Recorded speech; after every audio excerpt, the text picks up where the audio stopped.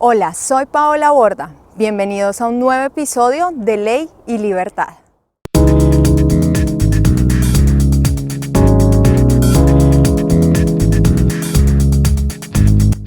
Una democracia se caracteriza por cumplir como mínimo 6 elementos. Primero, elecciones libres y periódicas. Segundo, libertad real de expresión. Tercero, la existencia de una oposición política genuina. Cuarto, derecho a elegir y ser elegido sin discriminación. Quinto, control genuino de las diferentes operaciones electorales por parte de un juez independiente e imparcial. Y sexto, responsabilidad de los representantes frente a su electorado. Con fundamento en lo anterior, la existencia de una constitución no garantiza una democracia. Varios ejemplos alrededor del mundo y a lo largo de la historia han demostrado que una constitución no siempre tiene origen en o fundamenta un sistema de gobierno democrático. Ella puede ser tanto una reacción ante la independencia de un Estado, el deseo generalizado de un cambio político o el derrocamiento de una dictadura, como también el producto de la voluntad de un individuo o de un grupo de personas que de manera excluyente ejerce el poder. De manera que hoy revisaremos ejemplos de constituciones que se han establecido bajo lo que denominaremos autoritarismo simple y bajo lo que los autores Steven Lewitsky y Lucan Way han denominado autoritarismo competitivo.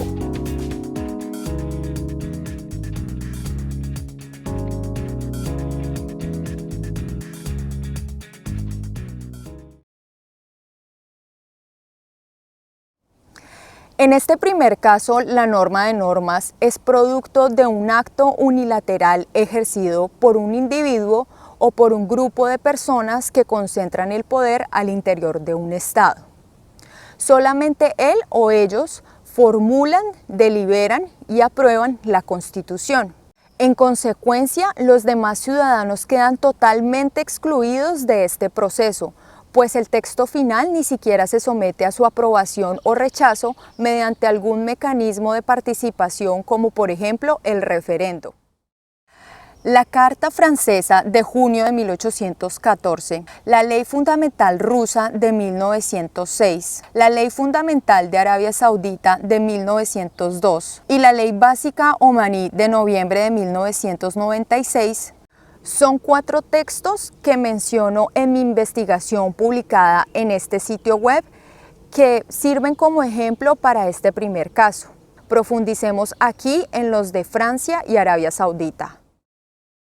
La Carta Francesa de junio 4 de 1814 fue proferida unilateralmente por el rey Luis XVIII. Se dividía en varias secciones, como por ejemplo las formas del gobierno del rey, la Cámara de los Pares y el orden judicial. Como lo destaca el profesor Michel Verpo, la redacción de las primeras líneas de esta carta deja en evidencia 2 aspectos. De un lado, el rechazo del rey Luis XVIII a la idea de someter este texto a la aprobación siquiera tácita de los ciudadanos o de una asamblea.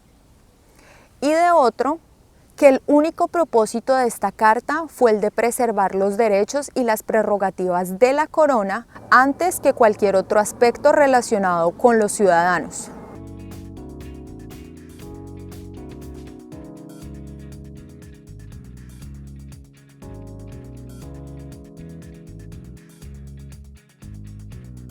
Finalmente, la Ley Fundamental de Arabia Saudita es un ejemplo mucho más reciente. Fue promulgada unilateralmente por Fabi Abdulazi en 1992. Aunque en sus artículos 8, 37, 39 y 46 se prevén principios como el de la dignidad, la independencia judicial, la prohibición de la discriminación racial, el respeto por la libertad y la igualdad, organizaciones internacionales han denunciado a través de sus informes que en los últimos años en esta región del mundo se otorga al monarca un poder absoluto en la administración de las instituciones de gobierno y los asuntos de Estado, y se restringe gravemente la disidencia y la libertad de expresión, religión, asociación y reunión. De hecho, en octubre de 2018, los medios hicieron un amplio cubrimiento de la extraña desaparición y posterior muerte del saudí Jamal Khashoggi en el consulado de esa monarquía en Estambul. Posteriormente, las investigaciones concluyeron que el príncipe heredero de Arabia Saudita, Mohammed bin Salman, había ordenado el asesinato de este periodista de Washington Post y crítico de esa monarquía. Adicionalmente, también se denuncia la falta de democracia, de independencia de las instituciones y la prohibición de aspectos como la conformación de diferentes partidos políticos. En todas estas materias, la ley fundamental saudí se remite a las disposiciones de la ley islámica, la Sharia, y no a las de los tratados y pactos internacionales. En este segundo caso, el establecimiento de la Constitución se sigue concentrando en un individuo o en un grupo pequeño. Sin embargo, en el autoritarismo competitivo hay tres variables diferentes. Si bien el texto final se somete a la aprobación de los ciudadanos mediante un referendo o es producto del trabajo de sus representantes en una asamblea constituyente, en la práctica los ciudadanos, dependiendo de cuál sea el caso, o no cuentan con plena libertad de decisión o con una genuina representación. Por un lado, porque se usa la violencia para reprimir y amenazar a todo aquel que esté inconforme con el texto final o con el proceso que dio lugar a su establecimiento. Y por otro, porque quienes detentan el poder sobornan y controlan las demás instituciones, como por ejemplo el Poder Judicial, la Autoridad de Control Electoral o la misma Asamblea Constituyente, con el propósito de establecer la versión de la Constitución que ellos desean. En otras palabras, bajo el autoritarismo competitivo se establece una constitución de una forma aparentemente democrática que en el fondo trae consigo la ejecución de múltiples actos despóticos. Como ejemplos se pueden destacar la Asamblea Nacional Constituyente de Venezuela de 2017 y las constituciones de Cuba de 2019 y Qatar de 2004. Conviene destacar que en los tres casos se habla de constituciones. Esto hace parte de la estrategia del autoritarismo competitivo.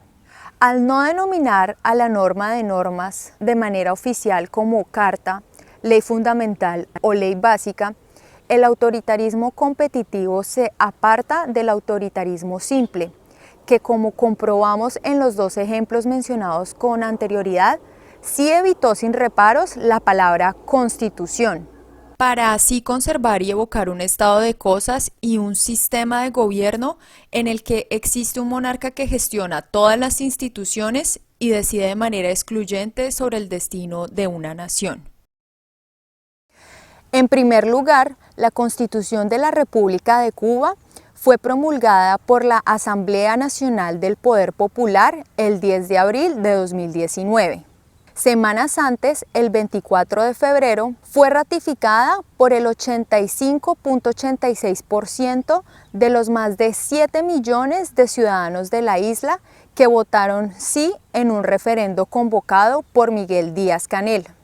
Sin embargo, esta aprobación abrumadora de la nueva Constitución se justifica en que el régimen sigue reprimiendo y castigando el disenso y la crítica pública.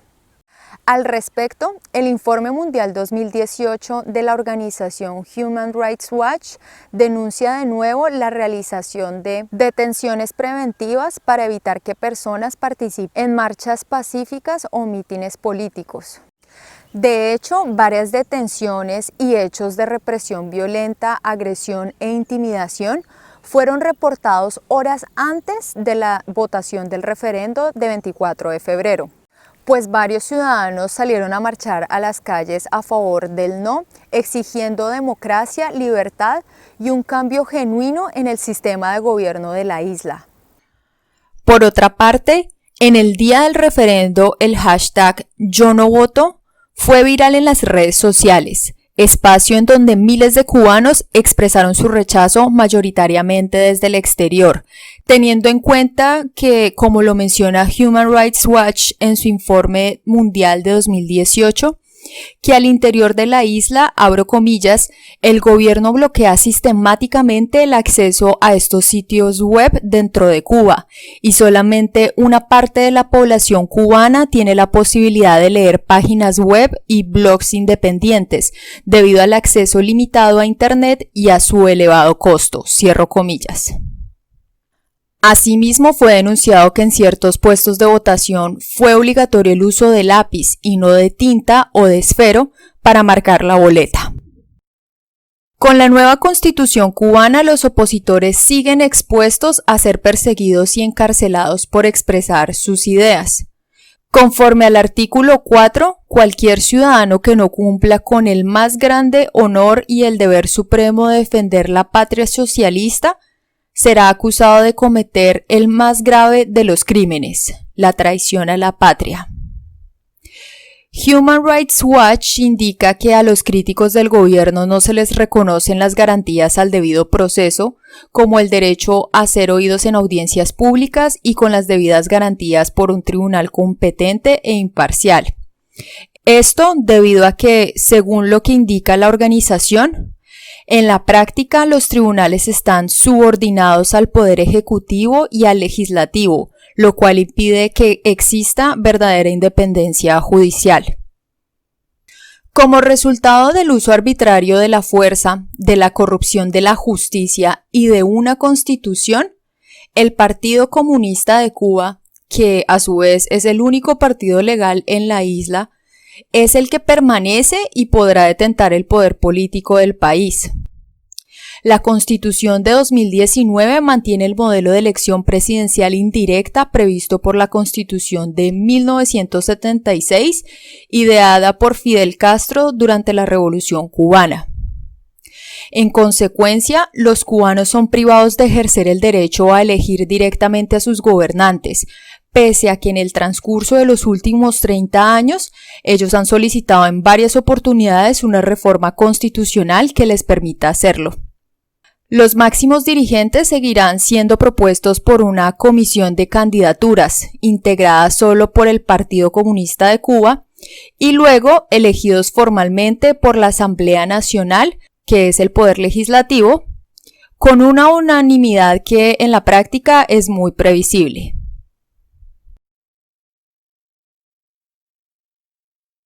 En segundo lugar, la Constitución de Qatar de 2004 fue promulgada por el emir Sheikh Ahmad bin Khalifa Al Thani, luego del referendo de abril 29 de 2003.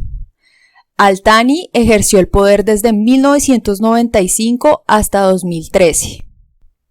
Con la nueva Constitución se pretendió articular el sistema jurídico de la monarquía al proyecto Visión Nacional Qatar 2030, una serie de, abro comillas, directrices de la cúpula política que buscan crear una sociedad basada en la justicia y la caridad, en la igualdad y la protección de las libertades públicas, en los valores éticos y religiosos y en las tradiciones, así como lograr la igualdad de oportunidades y garantizar la seguridad y la estabilidad. Cierro comillas. El 96.64% de hombres y mujeres cataríes con derecho al voto apoyó el texto final. La Constitución Permanente de 2004 garantizaría la participación popular en la toma de decisiones, los derechos y libertades de los ciudadanos, la introducción del sistema parlamentario en el país con derecho al voto universal y directo de 2/3 de los miembros del Consejo Consultivo, y la separación de poderes que no se preveía en la Constitución Provisional de abril de 1972.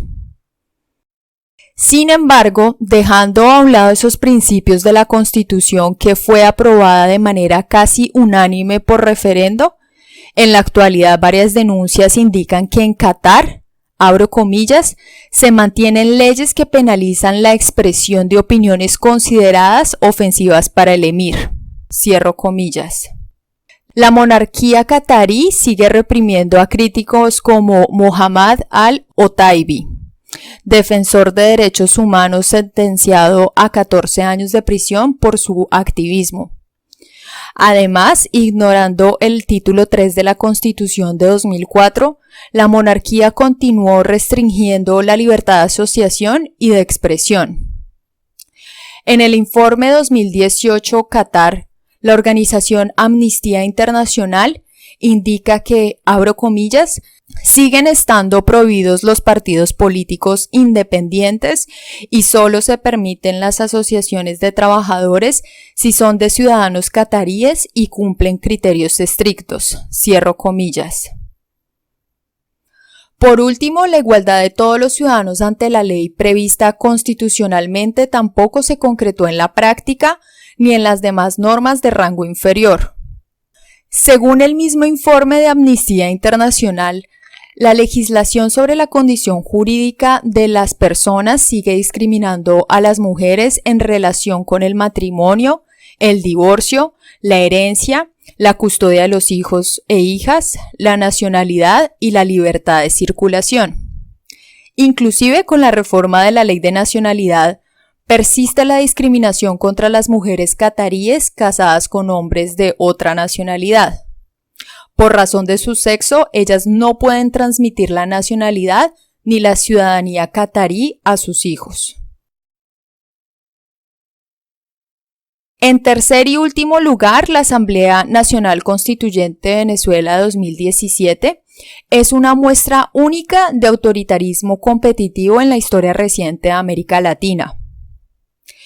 Establecida en agosto de 2017 con la finalidad de crear una nueva constitución que reemplace a la de 1999, la ANC ejerce en la actualidad todas las funciones constitucionales del Poder Legislativo de Venezuela, la Asamblea Nacional, luego que la máxima autoridad del Poder Judicial, es decir, el Tribunal Supremo de Justicia, emitiera las sentencias 155 y 156 de 2017 en evidente contradicción con el derecho nacional e internacional y por la influencia del Poder Ejecutivo oficial de ese momento. El 1 de mayo de 2017, Nicolás Maduro decidió convocar una asamblea constituyente con el propósito de redactar una nueva constitución. Esto se dio en un contexto nacional donde se reportaban múltiples manifestaciones públicas diarias que exigían soluciones a la crisis humanitaria interna y respeto por la Asamblea Nacional, compuesta en su mayoría por integrantes de partidos políticos de oposición, que como consecuencia de las sentencias anteriormente mencionadas, vio declarado nulos todos sus actos presentes y futuros en 2017. Nicolás Maduro insistió, aseguró la realización de un proceso constituyente democrático y pluralista con el objetivo de lograr la paz del país. En consecuencia, emitió 3 decretos que oficializaron la convocatoria. Los decretos ejecutivos 2878, 2830 y 2889 de 2017 violaron el artículo 347 de la Constitución de 1999. La Sala Constitucional del Tribunal Supremo de Justicia, en la sentencia 378 de mayo 31 de 2017, no controló su constitucionalidad y autorizó la convocatoria aun cuando no se llevó a cabo de manera previa el referendo consagrado en esa norma e implicó, por lo tanto, una extralimitación de funciones por parte de Maduro. El Consejo Nacional Electoral, por su parte, tampoco remarcó estas transgresiones constitucionales y se limitó a respaldar las motivaciones del entonces presidente, emitiendo la resolución número 17067-118, en donde indicó que la convocatoria de la Asamblea Nacional Constituyente tenía, entre comillas, la finalidad primordial de garantizar la preservación de la paz del país ante las circunstancias sociales, políticas y económicas actuales. A pesar de ello, en julio de 2017 la oposición política ideó un plebiscito informal e invitó a todos los ciudadanos a votar en contra del nuevo proceso constituyente. Aun cuando el Consejo Nacional Electoral no avaló su celebración, 7.186.170 venezolanos participaron. El 98.4% de ellos rechazó la creación de una Asamblea Nacional Constituyente. No obstante, el 30 de julio de 2017, los miembros de la ANC fueron elegidos.